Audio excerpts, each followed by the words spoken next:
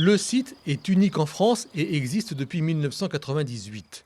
En 2017, une nouvelle équipe reprend la société Les Jardins de Mémoire. Depuis, les familles qui ont déposé les cendres de leurs proches sont inquiètes pour l'avenir du site qui a été placé en redressement judiciaire depuis le 10 janvier dernier. Avant, le jardin était vraiment entretenu, les arbres étaient coupés, il y avait du matériel. Là, le jardinier travaille avec une brouette et un sécateur.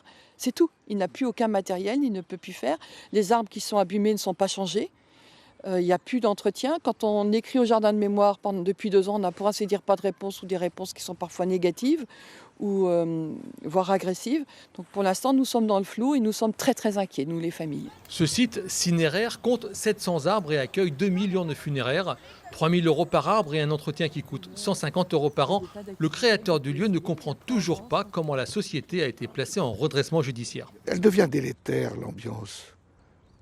Aujourd'hui, on augmente indûment les contrats de culture pour l'entretien du jardin, sans justification, et l'entretien n'est plus fait. Bon, c'est une aberration. Forcément, on va dans le mur. Et je comprends la colère des familles, et je comprends leur ressentiment. Certaines familles essayent de réagir en se regroupant pour se faire entendre, mais elles sont éparpillées sur toute la France. On essaye de se regrouper. Pour l'instant, on est un regroupement. On est au moins 200 familles. Il y a 700 arbres.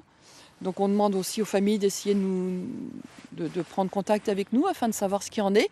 Plus on sera nombreux, plus on saura un peu ce qu'il en est. Est-ce qu'on fera ou pas une association à partir du mois de mars ? On verra. On attend la décision du tribunal. Nous avons essayé par téléphone de joindre sans succès les gestionnaires du site. Le tribunal de commerce de Lorient devrait statuer sur l'avenir de la société le 13 mars prochain. Hier, il y avait plusieurs